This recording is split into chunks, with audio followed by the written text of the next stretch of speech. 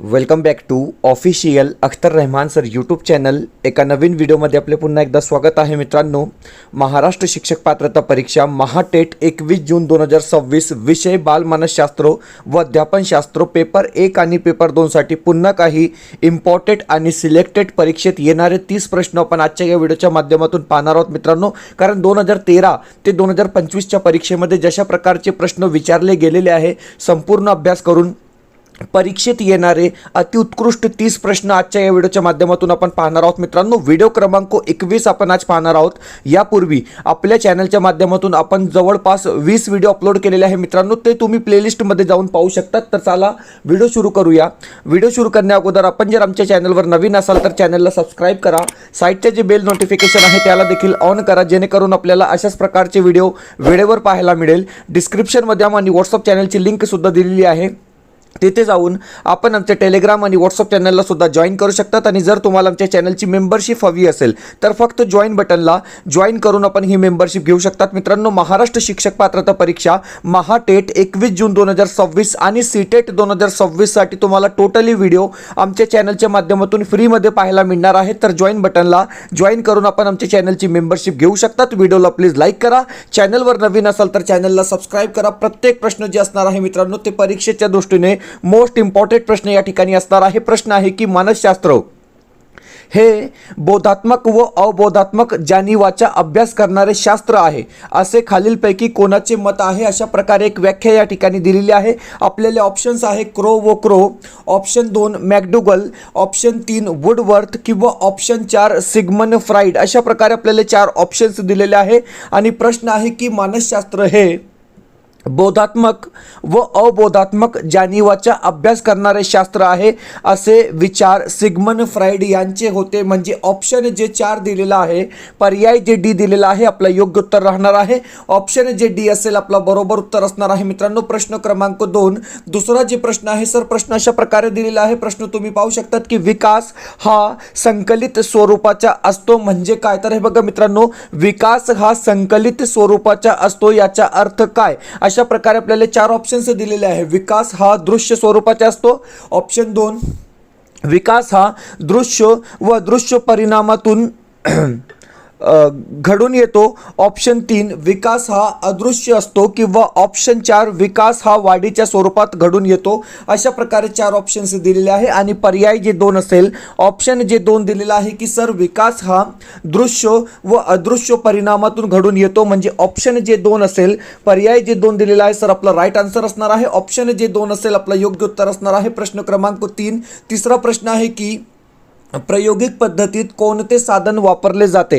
आता हे बघा मित्रांनो, मोस्ट इम्पॉर्टंट प्रश्न आहे आणि सोपा प्रश्न आहे की सर प्रायोगिक पद्धतीत कोणते साधन वापरले जाते. मानसिक साधन, तांत्रिक साधने, बाह्य साधने किंवा नियंत्रित वातावरणात. तर हे बघा मित्रांनो, नियंत्रित वातावरण हे गरजेचे असते. म्हणजे प्रयोग पद्धतीत नियंत्रण वातावरण हे साधन वापरले जाते. म्हणजे ऑप्शन जे डी असेल, पर्याय जे 4 दिलेला आहे आपला योग्य उत्तर राहणार आहे मित्रांनो. पुढचा प्रश्न, प्रश्न क्रमांक 4 चौथा जे प्रश्न आहे सर, अशा प्रकारे हा प्रश्न दिलेला आहे. वन लाइनर प्रश्न आहे की अध्ययनात प्रगती काही वेळ खुटल्यासारखी दिसते, त्यास डॅश डॅश असे म्हणतात. अशा प्रकारे हा प्रश्न आहे. आपल्याला ऑप्शन्स दिलेले आहे. पठारावस्था म्हणतात, शारीरिक परिसीमा असे म्हणतात, अंतिम प्रगतीचा टप्पा असे म्हणतात किंवा जलद प्रगतीचा टप्पा असा म्हणतात. तर हे बघा मित्रांनो, अध्ययनात जेव्हा प्रगती काही वेळा खुटल्यासारखी दिसते तेव्हा त्याला पठार अवस्था असे म्हणतात. म्हणजे ऑप्शन जे 1 असेल, पर्याय जे 1 दिलेला आहे आपला योग्य उत्तर असणार आहे. ऑप्शन जे 1 असेल आपला राईट आन्सर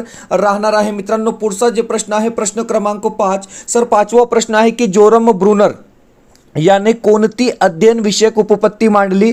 अशा प्रकारे हा प्रश्न आहे. आपल्याला या ठिकाणी सुद्धा 4 ऑप्शन्स दिलेले आहे. आणि जोरम ब्रुनर यांची उपपत्ती कोणती. तर हे बघा, ज्ञानात्मक उपपत्ती, सामाजिक निरीक्षणात्मक उपपत्ती, अभिजात अभिसंधान उपपत्ती किंवा प्रयत्न प्रमाद उपपत्ती. अशा प्रकारे 4 ऑप्शन्स दिलेले आहे. आणि जोरम ब्रुनर यांची जी उपपत्ती असणार आहे मित्रांनो ती ज्ञानात्मक अध्ययन उपपत्ती. म्हणजे ऑप्शन जे 1 असेल, पर्याय जे 1 दिलेला आहे आपला योग्य उत्तर असणार आहे मित्रांनो. अशाच प्रकारचे प्रश्न तुम्हाला 100% फक्त भाषा बदलली जाते मित्रांनो. प्रश्न तेच असतात. म्हणजे असे प्रश्न तुम्हाला परीक्षेमध्ये पाहायला मिळणार आहे. फक्त भाषेचा फरक असतो, भाषा बदलली जाते. पुढचा जे प्रश्न आहे, प्रश्न क्रमांक 6. व्हिडिओला प्लीज लाईक करा. व्हिडिओला प्लीज लाईक करा आणि चॅनलवर नवीन असाल तर चॅनलला सबस्क्राईब करा. प्रश्न दिलेला आहे की खालीलपैकी कोणते विधान बालोद्यान पद्धती व मॉन्टेसरी पद्धती यामधील फरक दर्शवते, अशा प्रकारे हा प्रश्न आहे. तर हे बघा मित्रांनो, या प्रश्नाचं डायरेक्ट उत्तर आपण या ठिकाणी पाहणार आहोत की बालोद्यान पद्धती व मॉन्टेसरी पद्धती यामधील फरक कोणता. तर हे बघा ऑप्शन जे डी असेल, पर्याय जे 4 दिलेला आहे सर की मॉन्टेसरी पद्धतीत वैयक्तिक शिक्षण व कृतीवर भर दिला आहे. म्हणजे ऑप्शन जे 4 आहे, पर्याय जे 4 दिलेला आहे, आपला योग्य उत्तर राहणार आहे ऑप्शन जे 4 असेल, आपला बरोबर उत्तर राहणार आहे. पुढचा प्रश्न, प्रश्न क्रमांक 7, 7वा प्रश्न बघा. 7वा जे प्रश्न आहे सर, प्रश्न अशा प्रकारे दिलेला आहे की हे बघा प्रश्न आहे की अभ्यासक्रम तयार करताना व्यक्तिभेद लक्षात घेणे अत्यंत महत्त्वाचे असते. बरोबर आहे, 100% बरोबर आहे. अशा वेळी पुढीलपैकी कोणती बाब टाळावी. तर हे बघा मित्रांनो, अभ्यासक्रम तयार करताना व्यक्तिभेद लक्षात घेणे गरजेचे आहे आणि पुढीलपैकी कोणती बाब टाळावी अशा प्रकारे हा प्रश्न विचारलेला आहे. आपल्याला या ठिकाणी सुद्धा 4 ऑप्शन्स दिलेले आहेत. तर ऑप्शन 1 आहे की विद्यार्थ्याची आवड, कला व क्षमतानुसार अध्ययन करण्याची सोय अभ्यासक्रमात असावी. 100% बरोबर आहे. म्हणजे ऑप्शन जे 1 आहे ते बरोबर आहे. पर्याय 2 काय दिलेला आहे की अभ्यासक्रम रचनेत मूलभूत विषय चित्रकला, संगीत, शारीरिक शिक्षण यासारख्या विषयांचा समावेश असावा. म्हणजे ऑप्शन 2 सुद्धा बरोबर आहे. ऑप्शन 3 आहे मित्रांनो की अभ्यासक्रम साचेबंद असावा. तर हे बघा मित्रांनो, अभ्यासक्रम साचेबंद नसावा तर लवचिक असावा. म्हणजे ऑप्शन 3 या ठिकाणी चुकीचा राहणार आहे. आणि ऑप्शन 4 दिलेला आहे की काही विषय अनिवार्य तर काही विषय ऐच्छिक असावेत.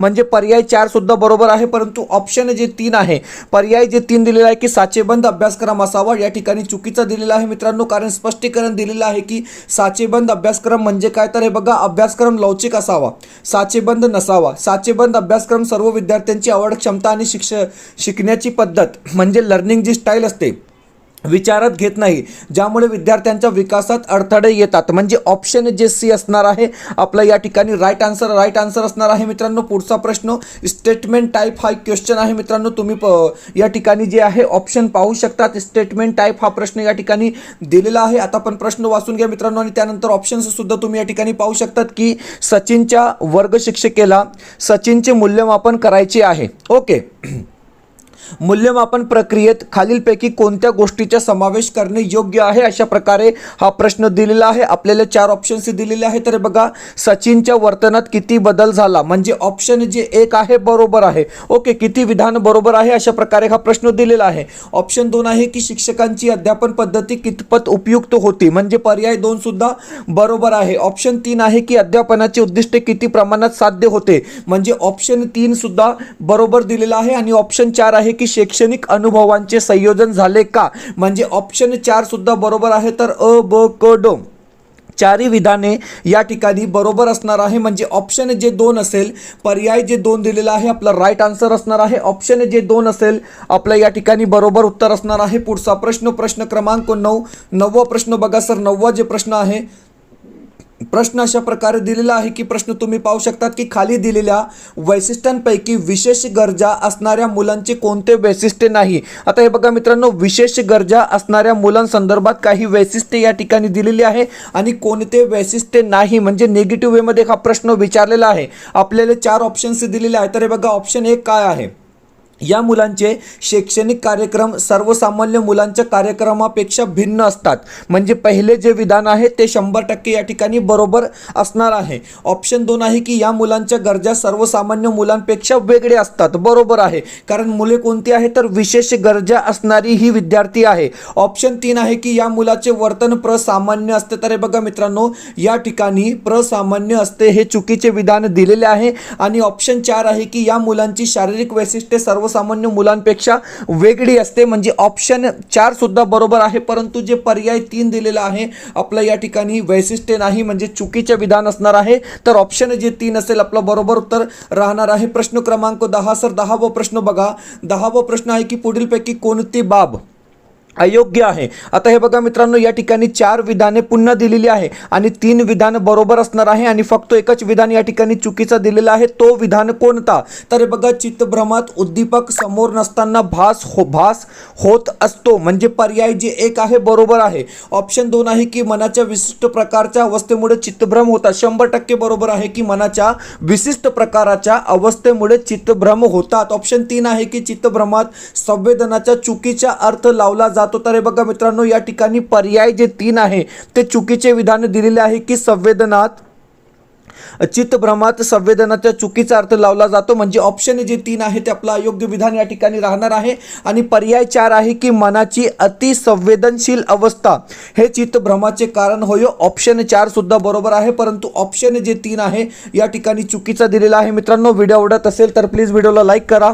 आपण जर आमच्या चॅनलवर नवीन असाल तर चॅनलला सबस्क्राईब करा। डिस्क्रिप्शनमध्ये आमच्या टेलिग्राम आणि व्हॉट्सअप चॅनलची लिंक सुद्धा दिलेली आहे, तिथे जाऊन आपण आमच्या टेलिग्राम आणि व्हॉट्सअप चॅनलला सुद्धा जॉईन करू शकतात। आणि जर तुम्हाला आमच्या चॅनलची मेंबरशिप हवी असेल तर फक्त जॉईन बटनला जॉईन करून आपण ही मेंबरशिप घेऊ शकतात। मित्रांनो, महाराष्ट्र शिक्षक पात्रता परीक्षा महाटेट 21 जून 2026 आणि सीटेट सप्टेंबर 2026 साठी तुम्हाला टोटली व्हिडिओ आमच्या चॅनलच्या माध्यमातून फ्रीमध्ये पाहायला मिळणार आहे। तर आत्ताच जॉईन बटनला जॉईन करून आपण आमच्या चॅनलची मेंबरशिप घेऊ शकतात। व्हिडिओला प्लीज लाईक करा, चॅनलवर नवीन असाल तर चॅनलला सबस्क्राईब करा। पाहूया पुढचा प्रश्न क्रमांक 11। सुपरफास्टपणे आपण बालमानसशास्त्र व अध्यापनशास्त्र चाइल्ड डेव्हलपमेंट अँड पॅडागॉजीचे 30 प्रश्न आजच्या या व्हिडिओच्या माध्यमातून पाहत आहोत। मित्रांनो, पुढचा जे प्रश्न आहे सोपा प्रश्न आहे की सर, टर्मन या मानसशास्त्रज्ञाने डॅश डॅश पेक्षा अधिक बुद्ध्यांक किंवा बुद्धिमत्ता असलेल्या मुलांना प्रज्ञावान म्हटले आहे। तर हे बघा, 140 पेक्षा जास्त ज्यांच्या IQ जास्त आहे त्या विद्यार्थ्यांना, त्या मुलांना टर्मन या मानसशास्त्रज्ञाने बुद्धिमान किंवा प्रज्ञावान मुले म्हटले आहे, म्हणजे ऑप्शन जे 3 असेल, पर्याय जे 3 दिलेला आहे आपला योग्य उत्तर राहणार आहे। ऑप्शन जे 3 असेल आपला योग्य उत्तर असणार आहे। मित्रांनो, इन्फॉर्मेशन दिलेली आहे की मानसशास्त्रज्ञ लुईस टर्मन यांनी त्यांच्या जेनेटिक स्टडीज ऑफ जीनियस या अभ्यासक्रमामध्ये 140 किंवा त्यापेक्षा जास्त बुद्ध्यांक IQ असलेल्या मुलांना प्रतिभाशाली किंवा प्रज्ञावान श्रेणीत समाविष्ट केले होते। त्यांनी स्टॅनफोर्ड बिनेट इंटेलिजन्स स्केलचा वापर केला होता, म्हणजे ऑप्शन जे 3 असेल, पर्याय जे 3 दिलेला आहे आपला योग्य उत्तर राहणार आहे। पुढचा प्रश्न क्रमांक 12। सर, 12वा प्रश्न आहे की बालकेंद्रित शिक्षणाचा पुरस्कार खालीलपैकी कोणी केला? अशा प्रकारे हा प्रश्न आहे। तर लक्षात ठेवा की बालकेंद्रित शिक्षणाचा पुरस्कार जॉन डुई यांनी केला, म्हणजे ऑप्शन जे 2 असेल, पर्याय जे 2 दिलेला आहे आपला योग्य उत्तर राहणार आहे। ऑप्शन जे 2 असेल आपला बरोबर उत्तर असणार आहे। 13वा प्रश्न आहे। सर, 13वा प्रश्न बघा, 13वा प्रश्न आहे की विज्ञानाचे प्रयोग करताना बरेचदा मुले उपकरणे आपल्या हातात घेतात व मुलींना प्रयोगाच्या नोंदी घेण्यास सांगतात, हे वर्तन कशामुळे घडते? तर हे बघा मित्रांनो, जेंडर रूढिवादिता संदर्भात प्रश्न आलेला आहे। सीटेटमध्ये तुम्हाला प्रत्येक वेळी अशा प्रकारचे प्रश्न असतात आणि TET मध्ये सुद्धा तुम्हाला हे प्रश्न विचारले जातात। या ठिकाणी जे बरोबर उत्तर असणार आहे की समाजात होणारा स्त्री पुरुष लिंगभेदाच्या नकळतपणे मुलांच्या वर्तनावर परिणाम होतो, म्हणजे ऑप्शन जे D असेल, पर्याय जे D दिलेला आहे आपला योग्य उत्तर राहणार आहे। ऑप्शन जे D असेल आपला बरोबर उत्तर असणार आहे। मित्रांनो, पुढचा जे प्रश्न आहे सर, प्रश्न क्रमांक 14। 14वा प्रश्न आहे की संपादित प्रेरणा म्हणजे काय? तर हे बघा मित्रांनो, संपादित प्रेरणा म्हणजे ऑप्शन जे 2 असेल की कठीण कार्य पूर्ण करण्याच्या चिकाटीने प्रयत्न करते, म्हणजे पर्याय जे 2 दिलेला आहे, ऑप्शन जे 2 दिलेला आहे आपला बरोबर उत्तर राहणार आहे। पर्याय जे 2 असेल आपलं योग्य उत्तर असणार आहे। मित्रांनो, पुढचा जे प्रश्न आहे प्रश्न क्रमांक 15। सर, 15वा प्रश्न दिलेला आहे की अध्ययन प्रेरणेमुळे डॅश डॅश, अशा प्रकारे हा प्रश्न आहे। तर बघा मित्रांनो, अध्ययनासाठी जेव्हा प्रेरणा मिळते त्यामुळे काय होतो? प्रश्न समजा अशा प्रकारे दिलेला आहे, आपल्याला 4 ऑप्शन्स दिलेले आहे। स्मृती क्षमता तेज होते, ऑप्शन 2 एकदिश विचार करता येतो, ऑप्शन 3 अध्ययनात अभिरुची निर्माण होते किंवा पूर्वीचे अध्ययन व नवीन अध्ययन यांच्यात परस्पर संबंध निर्माण करता येते। तर हे बघा मित्रांनो, अध्ययन प्रेरणेमुळे ऑप्शन जे 3 आहे की अध्ययनात अभिरुची निर्माण होते, म्हणजे पर्याय जे 3 दिलेला आहे, ऑप्शन जे 3 दिलेला आहे आपला राईट आन्सर बरोबर उत्तर असणार आहे। ऑप्शन जे 3 असेल आपलं योग्य उत्तर असणार आहे। मित्रांनो, पुढचा जे प्रश्न आहे सर, प्रश्न क्रमांक 16। 16वा प्रश्न बघा, 16वा जे प्रश्न आहे सर, प्रश्न अशा प्रकारे दिलेला आहे की हे बघा, प्रश्न आहे की 2 घटना एकामागे दोन घटना एका मागोमाग घडल्या तर त्यामध्ये कार्यकारण संबंध जोडण्याचा प्रयत्न केला जातो. उदाहरण दिलेलं आहे की परीक्षेला जाताना मांजर आडवे जाणे हे परीक्षेत नापास होण्याचे कारण ठरवले जाते. हे खालीलपैकी विचार प्रक्रियेतील कोणत्या अडथळ्यामुळे होते? अशा प्रकारे हा प्रश्न आहे. इम्पॉर्टंट प्रश्न आहे मित्रांनो आणि वारंवार परीक्षेमध्ये अशा प्रकारचे प्रश्न विचारले जातात. आपल्याला 4 ऑप्शन्स दिलेले आहे. प्रतिकूल ग्रह, काकतालीय न्याय, ऑप्शन 3 इच्छानुगामी विचार आणि 4 आहे की निरीक्षणातील दोष. तर हे बघा ऑप्शन जे 3 दिलेलं आहे काकतालीय न्याय आपला या ठिकाणी बरोबर उत्तर राहणार आहे. ऑप्शन जे 3 असेल आपलं योग्य उत्तर असणार आहे. मित्रांनो स्पष्टीकरण दिलेलं आहे, तुम्ही पाहू शकतात की काकतालीय न्याय म्हणजे काय, तर 2 घटनांमध्ये कोणताही वास्तविक संबंध नसताना त्या केवळ एका पाठोपाठ घडल्या म्हणून पहिली घटना दुसऱ्या घटनेचे कारण आहे असे मानणे. म्हणजे ऑप्शन जे 2 आहे, पर्याय जे 2 दिलेला आहे आपला योग्य उत्तर असणार आहे. ऑप्शन जे 2 असेल आपला बरोबर उत्तर राहणार आहे. मित्रांनो पुढचा जे प्रश्न आहे सर प्रश्न क्रमांक 17 स्टेटमेंट टाईप हा प्रश्न दिलेला आहे. प्रश्न तो ऑप्शन सुद्धा तुम्ही पाहू शकतात. आता प्रश्न वाचून घ्या. प्रश्न जशा प्रकारे दिलेला आहे सर प्रश्न आहे की हे बघा अध्यापन प्रतिमान स्वरूपाबाबत खाली दिलेल्या विधानांपैकी कोणते विधान योग्य आहेत? आता या ठिकाणी 3 विधाने दिलेली आहे. अध्यापन प्रतिमानासंदर्भात 3 विधाने दिलेली आहे आणि सर प्रश्न आहे की कोणते विधान योग्य आहे किंवा बरोबर आहे. आता पहिले विधान काय आहे बघा, तर बघा अध्यापन प्रतिमान म्हणजे वर्गात अध्यापनासाठी मार्गदर्शन करणारा आराखडा. म्हणजे पहिले जे विधान आहे म्हणजे ऑप्शन जे 1 आहे ते 100% या ठिकाणी बरोबर दिलेलं आहे. ऑप्शन 2 आहे की अध्यापन प्रतिमान म्हणजे अन्य परिस्थितीत अध्यापनासाठी मार्गदर्शन करणारा आराखडा होय. ऑप्शन 2 सुद्धा बरोबर आहे. म्हणजे अ आणि ब या ठिकाणी बरोबर झालेले आहे. अध्यापन प्रतिमान वापरताना साचेबंदपणा असावा. तर बघा मित्रांनो या ठिकाणी साचेबंदपणा एक नेगेटिव्ह शब्द दिलेला आहे. म्हणजे फक्त ऑप्शन 1 आणि ऑप्शन 2 दोनच विधाने या ठिकाणी बरोबर राहणार आहे. तर ऑप्शन 1 आणि ऑप्शन 2 म्हणजे आपला उत्तर काय असणार आहे, तर बघा पर्याय जे 1 दिलेला आहे, ऑप्शन जे 1 दिलेला आहे आपला योग्य उत्तर असणार आहे. ऑप्शन जे 1 असेल आपला बरोबर उत्तर या ठिकाणी राहणार आहे. आता पुढचा प्रश्न प्रश्न क्रमांक 18वा प्रश्न सुद्धा एक स्टेटमेंट टाईप प्रश्न या ठिकाणी दिलेला आहे. ऑप्शन तुम्ही पाहू शकतात मित्रांनो. आता हे बघा या ठिकाणी 4 विधाने दिलेली आहे आणि किती विधाने बरोबर आहेत म्हणजे तोच टाईपचा हा प्रश्न आहे. सर प्रश्न बघा की शेष अवस्थेतील बालकाचा विकास होण्याच्या दृष्टीने पुढीलपैकी कोणत्या बाबी योग्य आहेत? आता हे बघा शेष अवस्थेची म्हणजे जवळपास वैशिष्ट्ये या ठिकाणी दिलेली आहे. म्हणजे शेष अवस्थेतील विकास संदर्भात 4 वैशिष्ट्ये दिलेली आहे. आता किती वैशिष्ट्ये योग्य आहे प्रश्न अशा प्रकारे दिलेला आहे. ऑप्शन 1 आहे की शिशु शाळेतून दिले जाणारे शिक्षण हे औपचारिक स्वरूपाचे असावे. म्हणजे ऑप्शन 1 बरोबर आहे. शैक्षणिक कार्यक्रमाची कालमर्यादा कमी वेळाची असावी. तर हे बघा मित्रांनो ऑप्शन 2 या ठिकाणी चुकीचा दिलेला आहे. ओके, कालमर्यादा कमी वेळाची असावी चुकीचा असणार आहे. बालकांना चांगल्या सवयी लावाव्यात. म्हणजे पर्याय 3 बरोबर आहे. बालकांकडून अनेक कृती करून घ्याव्यात. पर्याय 4 सुद्धा बरोबर दिलेला आहे. फक्त ब या ठिकाणी चुकीचे विधान असणार आहे. म्हणजे आपला जो योग्य उत्तर असणार आहे मित्रांनो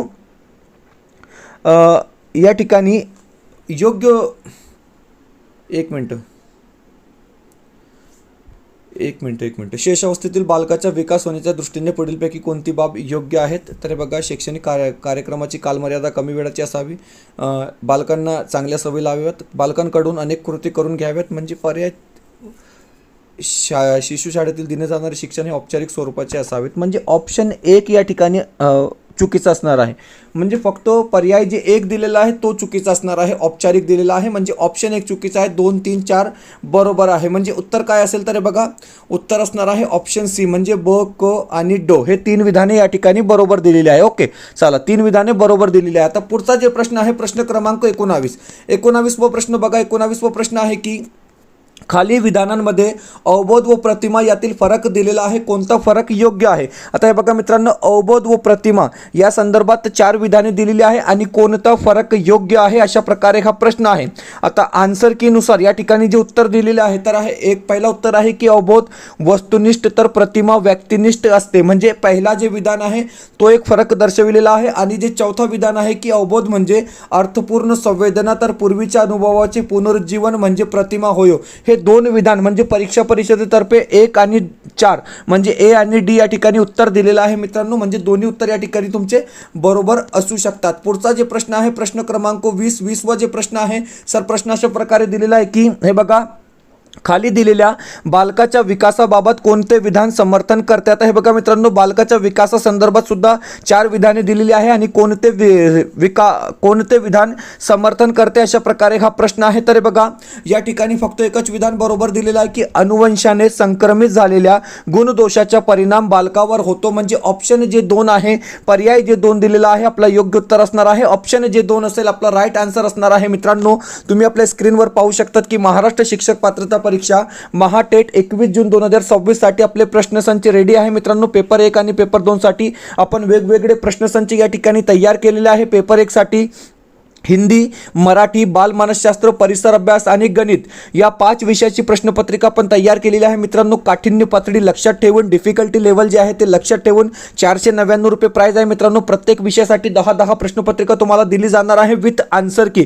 499 रुपये आपण प्राइस ठेवलेला आहे मित्रांनो. आणि पेपर 2 साठी सुद्धा तुम्ही पाहू शकतात की हिंदी, मराठी, बालमानसशास्त्र आणि समाजशास्त्र या 4 विषयाची आपण प्रश्नपत्रिका तयार केलेली आहे. मित्रांनो प्रत्येक विषयासाठी 10 प्रश्नपत्रिका असणार आहे विथ आन्सर की, विथ उत्तर सूची. म्हणजे प्रत्येक प्रश्नपत्रिकेमध्ये विथ आन्सर की दिलेली आहे मित्रांनो. आणि अपडेट क्वेश्चन सेट आहे म्हणजे 21 जून 2026 साठी आपण हे प्रश्नसंच तयार केलेले आहे. मित्रांनो क्वालिटी क्वेश्चन आपण यामध्ये ऍड केलेले आहे म्हणजे सेम टू सेम प्रश्न तुम्हाला परीक्षेमध्ये डायरेक्ट पाहायला मिळणार आहे. आणि जर तुम्हाला पेपर 1 आणि पेपर 2 साठी कॉम्बो पॅक पाहिजे मित्रांनो तर 699 मध्ये तुम्हाला पेपर 1 आणि पेपर 2 साठी कॉम्बो पॅक दिला जाणार आहे. तर स्क्रीनवर एक व्हॉट्सअप नंबर दिलेला आहे, या नंबरवर कॉन्टॅक्ट करून तुम्ही हे परचेस करू शकतात. मित्रांनो जशा प्रकारे परीक्षा परिषद आपली टीएटीची प्रश्नपत्रिका तयार करते तशाच प्रकारे आपण ही प्रश्नपत्रिका या ठिकाणी तयार केलेली आहे. मित्रांनो प्रत्येक प्रश्न जे आहे ते बेस्ट आहे, क्वालिटी आहे आणि व्हॅल्युएबल प्रश्नपत्रिका असणार आहे. मित्रांनो तुम्हाला खूप फायदा परीक्षेमध्ये डायरेक्ट मिळणार आहे. व्हिडिओला प्लीज लाईक करा आणि चॅनलवर नवीन असेल तर चॅनलला सबस्क्राईब करा. व्हॉट्सअप नंबर दिलेला आहे, या नंबरवर कॉन्टॅक्ट करून तुम्ही हे परचेस करू शकतात. पाहूया पुढचा प्रश्न, प्रश्न क्रमांक 21. ओके चला 21वा प्रश्न आहे की प्रभावी अध्यापनासाठी शिक्षकांनी कोणत्या पद्धतीचा अवलंब करावा. अशा प्रकारे हा प्रश्न आहे. आपल्याला 4 ऑप्शन्स दिलेले आहे, संवाद पद्धत, लेखन पद्धत, वाचन पद्धत किंवा दृश्य श्राव्य पद्धत. अशा प्रकारे 4 ऑप्शन्स दिलेले आहे. तर ऑप्शन जे डी असेल, पर्याय जे 4 दिलेला आहे आपला बरोबर उत्तर राहणार आहे. ऑप्शन जे 4 असेल आपला योग्य उत्तर असणार आहे. पुढचा जे प्रश्न आहे सर प्रश्न क्रमांक 22 दिलेला आहे की मूल्यमापनाचे कोणते तत्व खालीलपैकी योग्य नाही. आता हे बघा मित्रांनो मूल्यमापनासंदर्भात 4 तत्वे दिलेली आहे आणि कोणते तत्व योग्य नाही प्रश्न अशा प्रकारे दिलेला आहे. तर हे बघा भ्रमनिरास म्हणजे ऑप्शन जे 4 असेल, पर्याय जे 4 दिलेला आहे आपला या ठिकाणी योग्य उत्तर असणार आहे. ऑप्शन जे 4 असेल मित्रांनो आपला बरोबर उत्तर राहणार आहे. पुढचा जे प्रश्न आहे प्रश्न क्रमांक 23 व प्रश्न आहे की ब्रेल लिपीतील पुस्तके खालीलपैकी कोणासाठी असतात. सोपा प्रश्न आहे की ब्रेल लिपीतील जे पुस्तके असतात मित्रांनो ते अंध विद्यार्थ्यांसाठी असतात. ऑप्शन जे 1 असेल, पर्याय जे 1 दिलेला आहे आपला बरोबर उत्तर राहणार आहे. पुढचा प्रश्न प्रश्न क्रमांक 24 व प्रश्न आहे की सात्मीकरण व समावेशनातून घडून येणाऱ्या बाबीस पियाजे डॅश डॅश म्हणतो. तर हे बघा सात्मीकरण व समावेशनातून घडून येणाऱ्या बाबीस पियाजे समतोलन असे म्हणतो. म्हणजे ऑप्शन जे डी असेल, पर्याय जे 4 दिलेला आहे आपला योग्य उत्तर राहणार आहे. ऑप्शन जे 4 असेल आपला बरोबर उत्तर असणार आहे. प्रश्न क्रमांक 25 व प्रश्न आहे की संवेदनकारक अवस्थेत बालक डॅश डॅश अशा प्रकारे हा प्रश्न दिलेला आहे. तर बघा संवेदनकारक अवस्थेत बालक वस्तू हाताळून चोखून बघतो, संवेदनाची जाणीव व्हायला लागते आणि आवाजाच्या दिशेने पाहतो. म्हणजे वरील सर्व जे 4 विधान दिलेले आहे, जे 4 ऑप्शन्स दिलेले आहे या ठिकाणी बरोबर असणार आहे. ऑप्शन जे डी असणार आहे आपला योग्य उत्तर असणार आहे. मित्रांनो प्रश्न क्रमांक 26 सर 26 व प्रश्न बघा. 26 व प्रश्न आहे की खाली अध्यापन प्रक्रियेचे स्वरूप सांगणारी विधाने दिली आहेत, त्यापैकी कोणते विधान योग्य नाही. आता बघा मित्रांनो अध्ययन प्रक्रियेसंदर्भात किंवा अध्ययन प्रक्रियेचे स्वरूपासंदर्भात या ठिकाणी 4 विधाने दिलेली आहे आणि कोणते विधान बरोबर नाही किंवा योग्य नाही अशा प्रकारे हा प्रश्न आहे. अध्ययनास गतिमान करण्याचे सामर्थ्य अध्यापन प्रक्रियेत आहे, ऑप्शन 1 बरोबर आहे. अध्यापन हे अध्ययनास पोषक आहे, ऑप्शन 2 सुद्धा बरोबर आहे. परंतु ऑप्शन 3 चुकीचा दिलेला आहे की अध्यापन हे नैसर्गिक व सहज होतो, हे या ठिकाणी चुकीचं विधान राहणार आहे. ऑप्शन 4 आहे की अध्यापनात शिक्षक, अध्ययनार्थी आणि विषय हे 3 घटक असतात, ऑप्शन 3 सुद्धा बरोबर आहे. परंतु ऑप्शन 4 सुद्धा बरोबर आहे, परंतु ऑप्शन जे 3 दिलेला आहे या ठिकाणी चुकीचं विधान राहणार आहे. प्रश्न क्रमांक 27 वा प्रश्न बघा सर. 27 वा प्रश्न आहे की खालीलपैकी कोणत्या प्रतिमानांमध्ये आपल्या आजूबाजूच्या अनिष्ट प्रश्नांचे निरीक्षण करणे, त्यासंबंधी चर्चा करणे, अनिष्ट प्रथांचे बळी झालेल्या व्यक्तींच्या मुलाखती घेणे इत्यादी गोष्टींचा विचार केला जातो. प्रश्न फक्त काळजीपूर्वक वाचून घ्या मित्रांनो, उत्तर मिळून जाईल. या ठिकाणी प्रश्न समजून घ्या, प्रश्न काळजीपूर्वक वाचून घ्या, म्हणजे तुम्हाला उत्तर डायरेक्ट मिळणार आहे मित्रांनो. की सामाजिक अंतरक्रिया प्रतिमान म्हणजे ऑप्शन जे 2 असेल, पर्याय जे 2 दिलेला आहे आपला योग्य उत्तर असणार आहे. ऑप्शन जे 2 असेल आपला राईट आन्सर या ठिकाणी राहणार आहे. प्रश्न क्रमांक 28 दिलेला आहे की अध्ययन म्हणजे अशी कृती की जी कृती नव्या परिस्थितीला प्रतिसाद देण्याचे आयोजन करते.